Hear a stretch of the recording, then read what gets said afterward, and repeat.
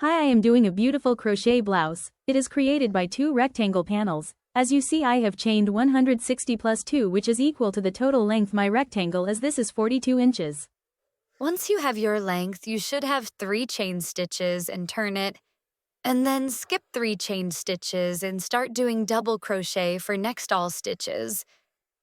Into the next, put a double crochet, it's a small mesh, and at last skipped 3 chains and into the 3rd stitch. Put a double crochet, so this method will be repeated until you get 8.5 inches and make a separate panel like so it might decrease or increase according to your size. You can either attach another color or do it with the same color.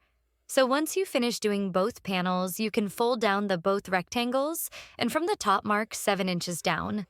And with the crochet needle, you can crochet from the top to down, nest to do the armhole measure 7 inches, and you can stitch from there onwards.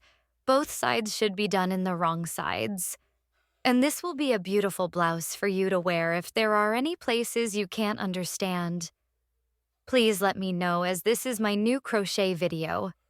Please subscribe me if you like it, and your comments are so important to me.